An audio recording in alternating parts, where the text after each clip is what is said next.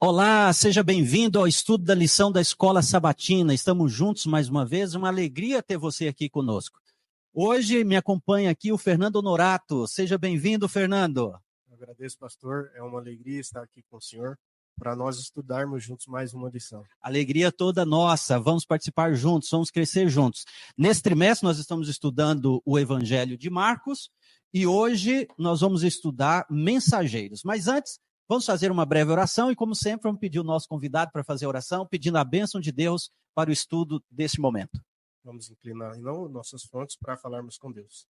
Santo, bondoso e querido Deus, queremos te agradecer pela essa lição que vai ser aqui, Senhor, dirigida. Que o Senhor possa conduzir todos aqueles que estão visualizando, escutando essa mensagem. Que o Senhor possa derramar o teu Santo Espírito sobre o nosso coração, nos fazer entender e compreender um pouco mais do seu Santo Evangelho. Derrama tuas bênçãos sobre nós, é o que te pedimos em nome de Jesus. Amém. Amém.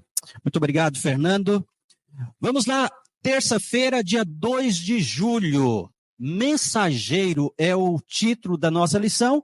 E a lição, Fernando, começa aqui pedindo para a gente ler Marcos capítulo 1, do verso 1 até o verso 8. As primeiras palavras do evangelista, e o verso 1 diz o seguinte: princípio do evangelho de Jesus Cristo, Filho de Deus, como está escrito na profecia de Isaías: eis que envio o meu mensageiro adiante de você, o qual preparará o seu caminho.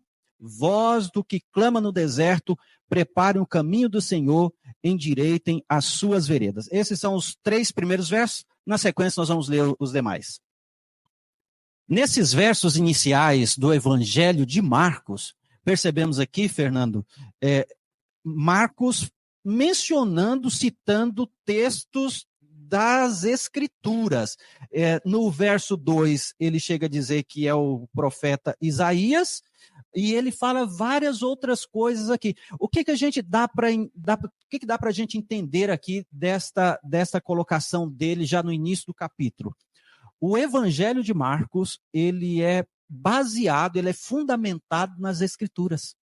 Não é um insight, não é um êxtase, não é uma ideia brilhante que ele teve, mas ele vai falar do Evangelho de Jesus Cristo e a base de tudo são as Escrituras.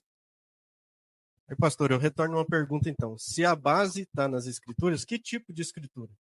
É interessante sua pergunta, porque na época de Marcos não tinha a Bíblia como nós temos hoje.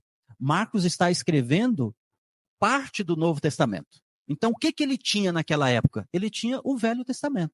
E aqui ele cita pelo menos 3 livros. No verso 2 ele diz que é Isaías, mas a lição deixa claro para a gente aqui, Fernando, que ele cita outros 2 textos, outros 2 livros além de Isaías. Em resumo, Marcos utiliza as Escrituras. Isso que é importante. É importante que a verdade está pautada aí, né, pastor? Então, quando a gente conhece a verdade ela nos transforma. Então, a partir daí nós temos um caminho a seguir, né? A partir das Escrituras. E esse caminho, Marcos está apontando para a gente. E eu queria perguntar mais uma vez para o senhor, qual é esse caminho que Marcos está apontando nas Escrituras? Muito bem. Aqui é o caminho que lá no Velho Testamento Deus já havia revelado que enviaria um anjo para preparar esse caminho para o Messias. Então, é o caminho percorrido por João Batista, que foi o precursor de Jesus, e ele prepara esse caminho para Cristo.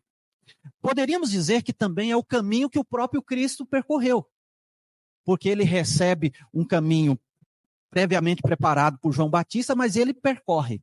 E eu diria que é o caminho de todo cristão também. Todo cristão tem uma jornada, todo cristão tem um caminho a percorrer. E o interessante é que ao longo dessa jornada nós nunca estamos sozinhos. Nós temos a presença de alguém conosco. Jesus já percorreu e está ao nosso lado também nos ajudando.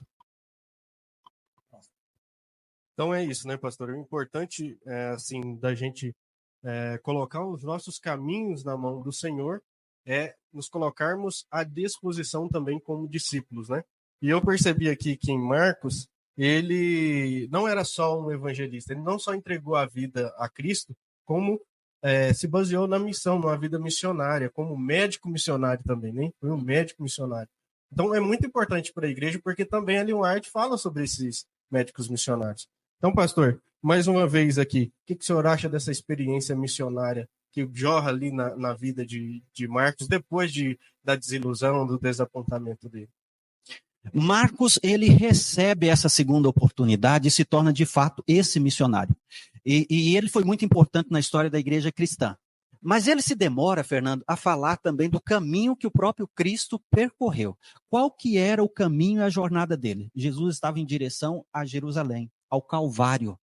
E ele tinha um objetivo para alcançar. Veja, você também entrou numa jornada. Você, como cristão, você entrou numa jornada. E você tem um caminho a percorrer e um ponto de chegada. Não importa quanto tempo você está na jornada. Não importa quanto tempo você está no caminho. Você tem que visualizar o ponto de chegada. E ao chegar lá, se você chegar nesse ponto, você vai abraçar aquele que te acompanhou ao longo dela. Jesus não desistiu em nenhum momento. E o grande foco de Marcos no seu evangelho é dizer: Jesus tem uma meta, Jesus tem um objetivo, e ele chegou à cruz. Igualmente, a sua jornada tem que estar centralizada na palavra de Deus. Você precisa ter esse relacionamento com a palavra de Deus, como Marcos teve. Você percebeu no estudo de hoje que Marcos citou 3 livros do Velho Testamento? Eu desafio você a estudar a sua lição, a sua Bíblia e descobrir quais são os 3 livros citados por Marcos no início do seu evangelho. Descubra aí, escreva aqui nos comentários, diga para nós qual foi a sua descoberta. Um forte abraço e até amanhã.